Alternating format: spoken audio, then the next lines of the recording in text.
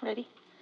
Good evening and welcome to the March 9th Newark Unified School District Board of Education special meeting. We are holding in-person board meetings at our district boardroom and are following the state's and Alameda County safety guidelines for public gathering. Please refrain from attending in-person meetings if you have COVID-related symptoms. If you're not able to attend the meetings in person, you may observe the meeting via the NUSD YouTube channel, live transmission on Comcast Channel 26, and there is Spanish translation available via Zoom. Public comments. The public will have the opportunity to address the board regarding non-agendized matters and agendized items with a live, with a speaker card back in the back of the room. You can fill that out. And also via Zoom, please email your comments to publiccomments@newarkunified.org. And you can also have send a public comment. Send a public comment to publiccomments@newarkunified.org. I know I repeated that. Sorry. Okay, on to Pledge of Allegiance. Please rise.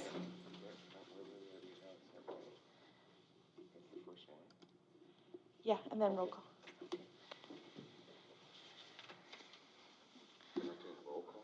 Begin. I pledge allegiance to the flag of the United States of America and to the republic for which it stands, one nation, under God, indivisible, with liberty and justice for all.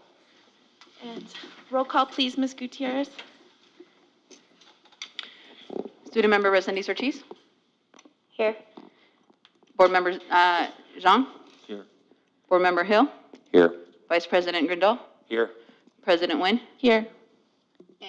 And Member Marquez is trying to remotely log in, so maybe if she shows up later, I'll let you know. Okay, Currently thank you. absent. Thank you. Okay, on to approval of the agenda. May I have a motion to approve the agenda, please? I move to approve the agenda as it is. I second. Motion made by Member Zhang, seconded by Member Grindal. How do you vote, Student Board Member? Yes. Member Zhang? Yes. Member Hill? Yes. Member Grindal? Yes. I myself, yes as well. So we have 5 yes and 1 absent. And President. Oh, yes. President Nguyen, Member Marquez is online. Okay, great. Hello, Member Marquez. Hi, good evening. Good evening. Okay, in closed session, are there any public comments on closed session Do you want items? to ask her about Oh, on the agenda? was she, okay. Member Marquez, how would you like to vote on the approval of the agenda? Yes. Okay, so we have 6 ayes.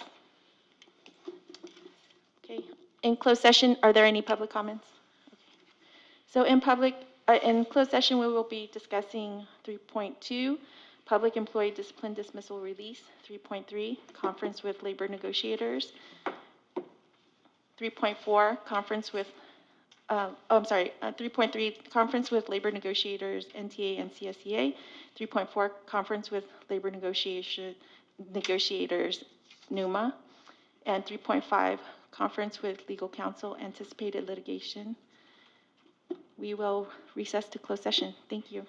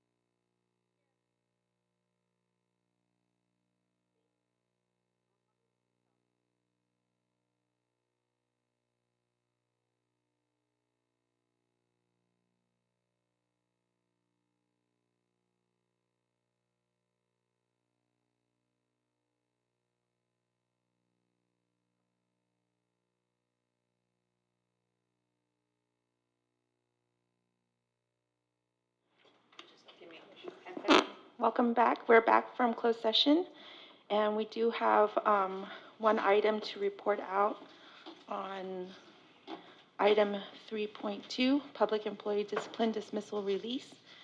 The board took action on a vote of 4-1 to non-reelect a certain certificated employee, employee ID number 4281, effective at the end of the 21-22 school year. The superintendent of designee is directed to provide the required notice to the employee per Ed Code 44929.21B, with Member Zhang voting yes, Member Marquez voting yes, with Member Grindel voting yes, and Member Nguyen voting yes, and with Member Hill voting no.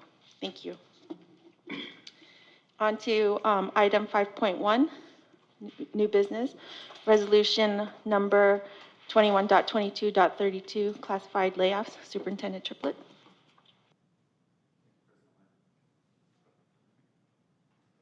So there we go, I pressed the wrong button.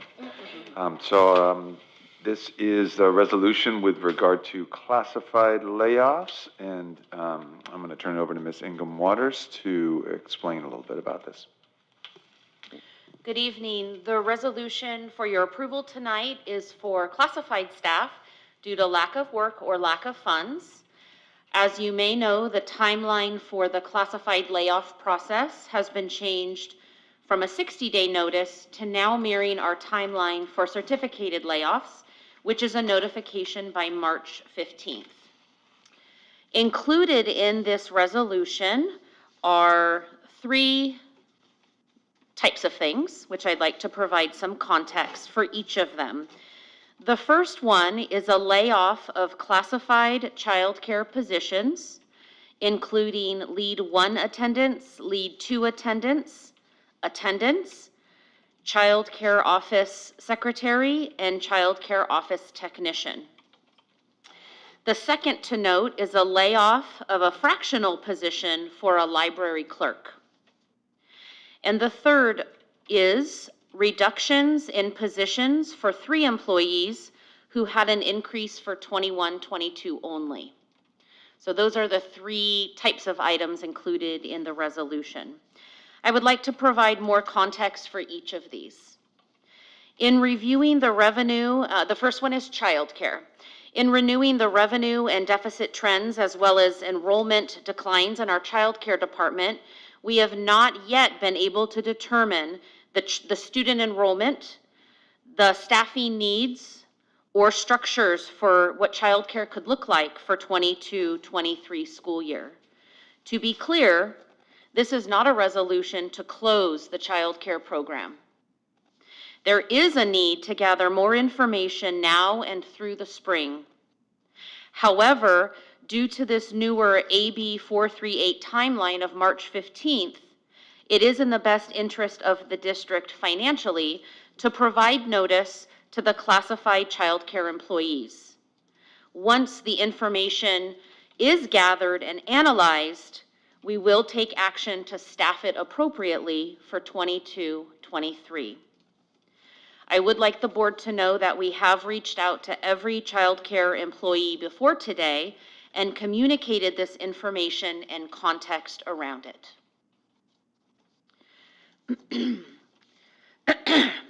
The second one, also included in that table at the top for layoffs, is the library clerk at Lincoln Elementary. There is a 0.11250 position for the library clerk at Lincoln. This is in addition to the regular library clerk position of 0.48750 FTE that the sites have as their base FTE. This smaller position, the 0.11250, has been previously funded yearly by the Parent Teacher Club. It is the intent for this to continue happening. However, due to our AB 438 timeline, we will need to provide a layoff notice for this 0.11250 FTE, as we are unable to verify in early March if the funding will in fact continue for this. Once that is verified, the parent club will be invoiced and the position can continue for 22-23. However, it is to note that an item like this would be on a yearly basis part of a resolution like this, since it is not a guaranteed funding source. The principal has reached out to the library clerk and provided information around the need and context for this layoff. Finally, on the resolution, there's a smaller box on the bottom, and these are the reductions in positions. There are 3 positions that were increased for the 21-22 school year. The total FTE reduction will be 0.50375 FTE. Birch Grove Primary increased the office clerk's FTE using one-time COVID funding for 21-22 only. The 2 Newark Memorial High School food service assistants FTE was, 2 of them were increased up to a 1.0 FTE to meet the need for the volume of service needed at the high school. For 22-23, these 3 positions will revert back to the FTE that they previously had. Since these are reductions, we have already negotiated and come to an agreement around these with our CSEA negotiations team. We will continue to work with our CSEA leadership to bargain the effects and impacts for these reductions, as well as the previous resolution regarding layoffs.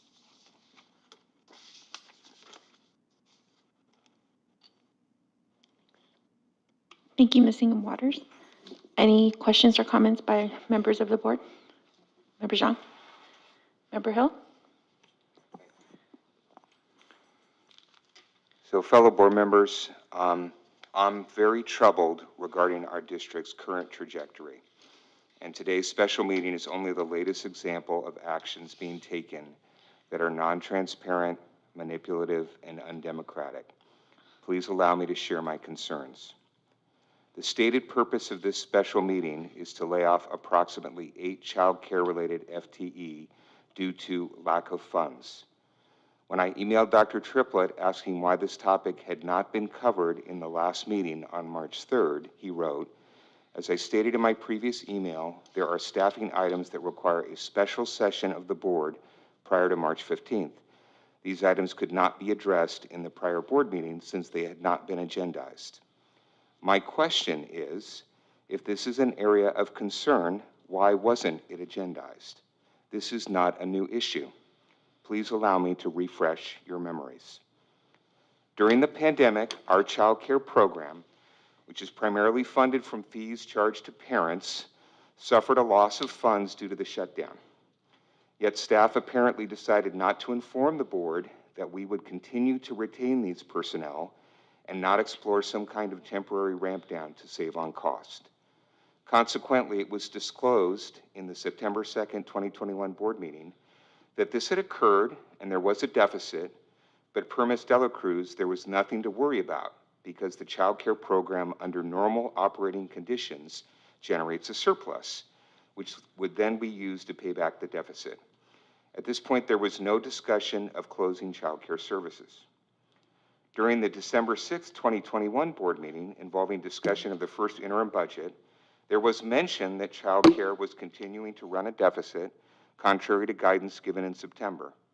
But there was no discussion at that point about the need to cancel the program.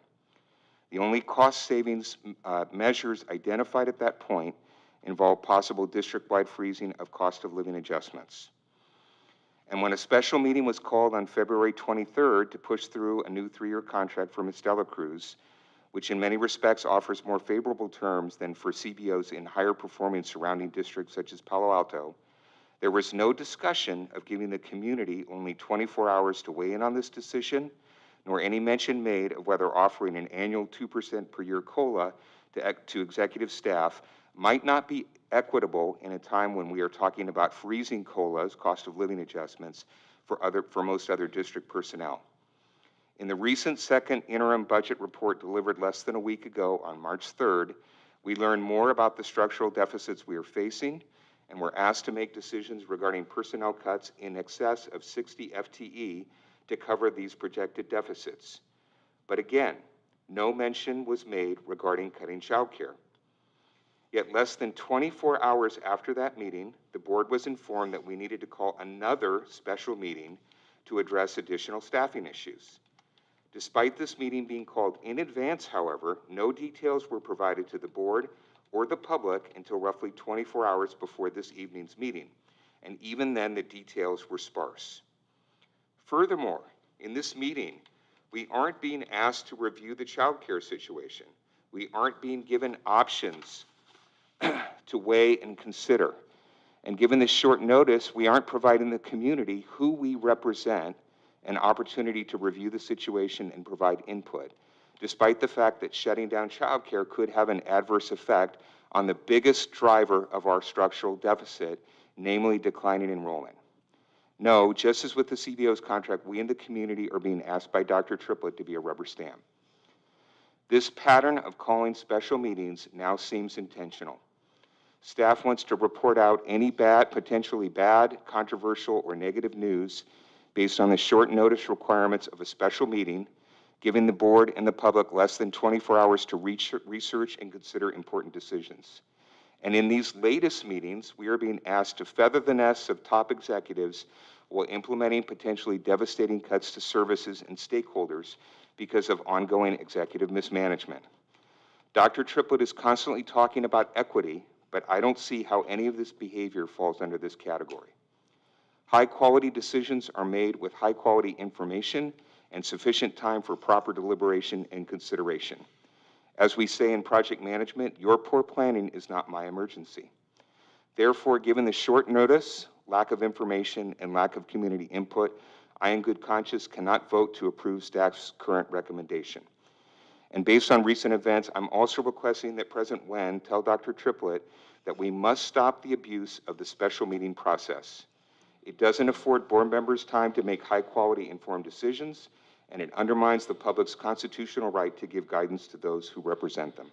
Thank you for your consideration on this topic. Member Grandal? Yes, I want to understand better.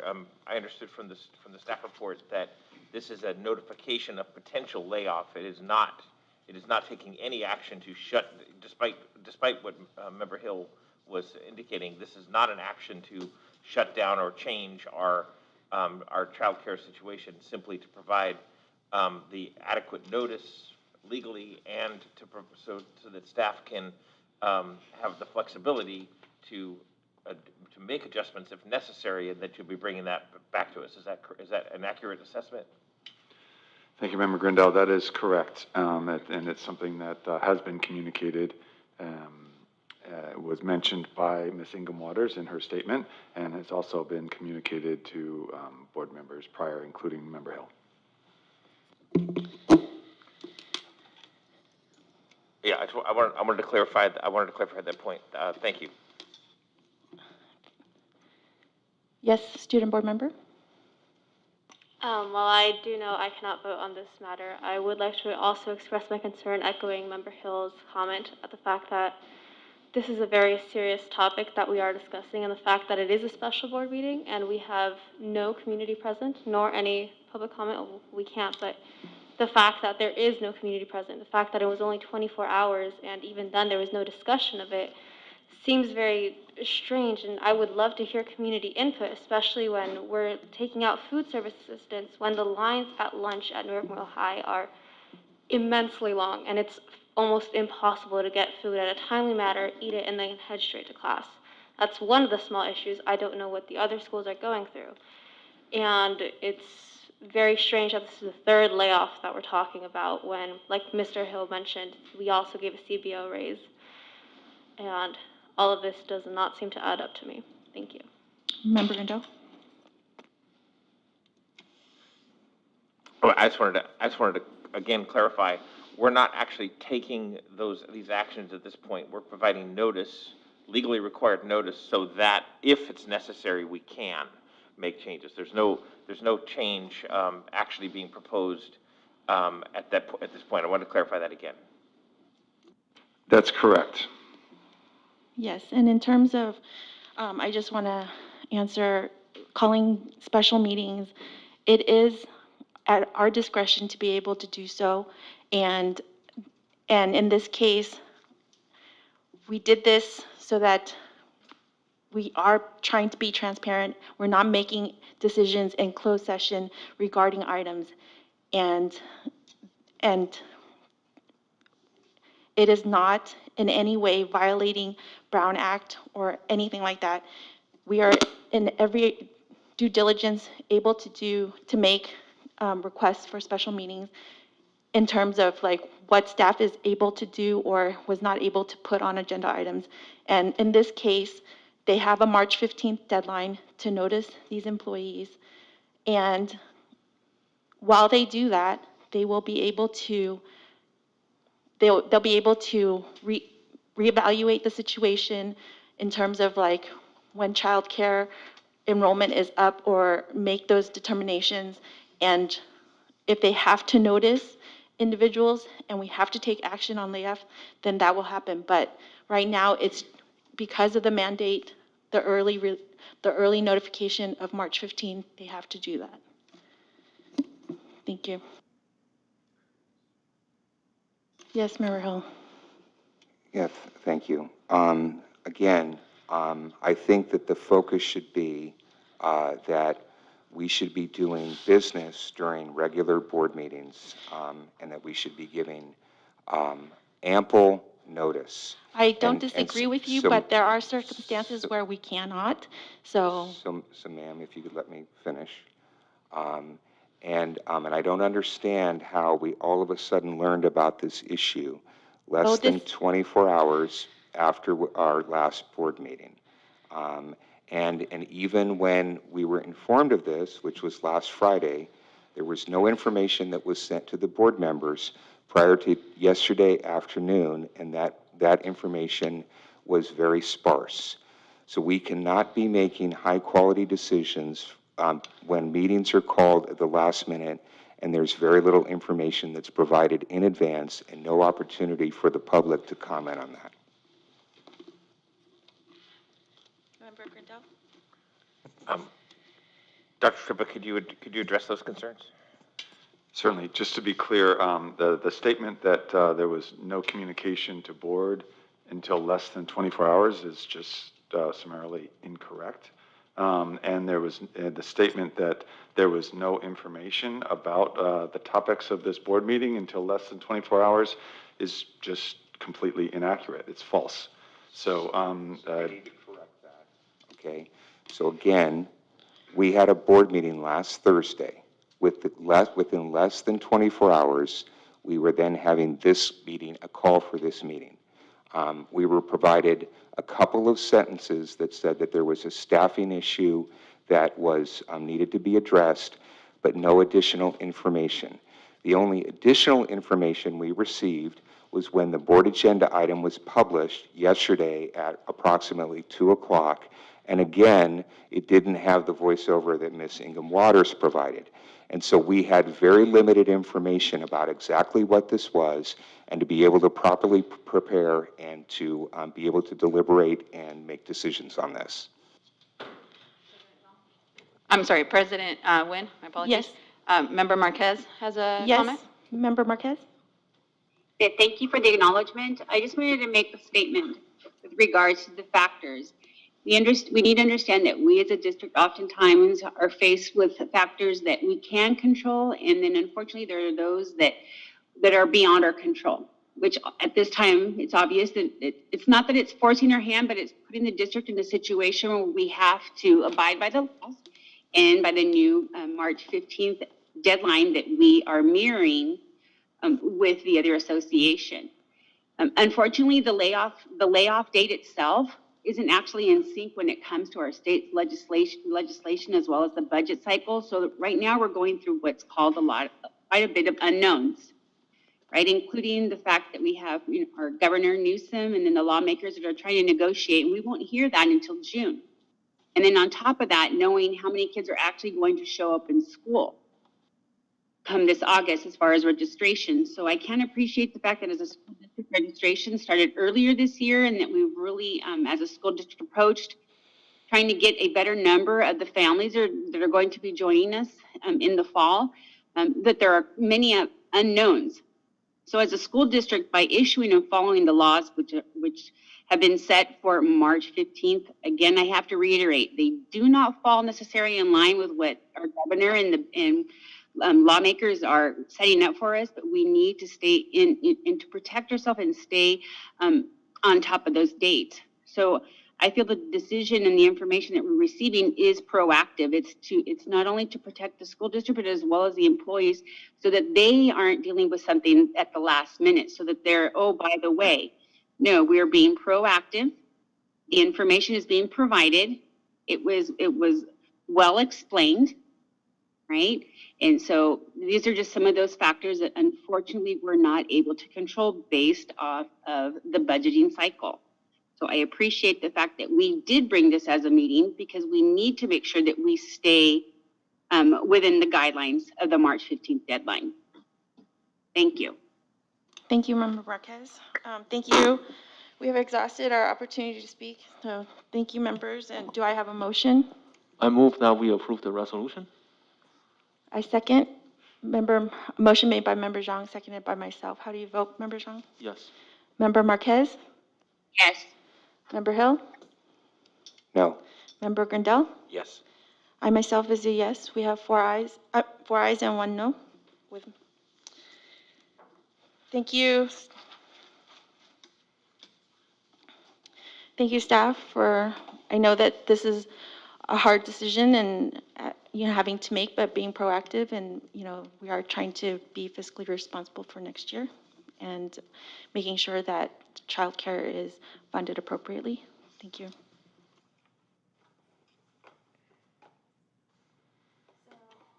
On to item 6.1, personnel report. I move that we ratify the personnel report as presented. I'll second. How do you vote, Member Zhang? Question, just go ask. After question, then we'll vote. Okay, so it's for Ms. Ingham Waters. So I noticed that there were a number of resignations on the PAL. And I wanted to just get a sense of, does that number look appropriate for this time? Or is it, when I say appropriate, is it average? Is it above average? Is it below average? So that's question one. And then question two is, it's always helpful to do exit interviews to understand why people are leaving. And so I wanted to find out if we are doing exit interviews. I would have to go back and look at the previous Pell reports around this time of year. I didn't come prepared with that, and as you know, this is my first season in this new role, so I'm not sure I can answer that question to that detail.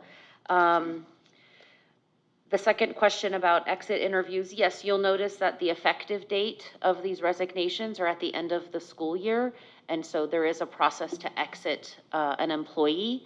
And so they will be invited to come to HR and go through, paperwork and, talk to us. And if I'm not correct, I believe all of these individuals have been met with recently by HR or by the supervisor. Is that correct? That's correct. Thank you. Okay. You currently do have a motion on the table with a motion made by Member Zhang and second by Member Nguyen. Thank you, Ms. Gutierrez. How do you vote, Member Zhang? Member Marquez? Yes. Member Hill? Yes. Member Grandal? Yes. And myself is yes, 5 ayes. Thank you.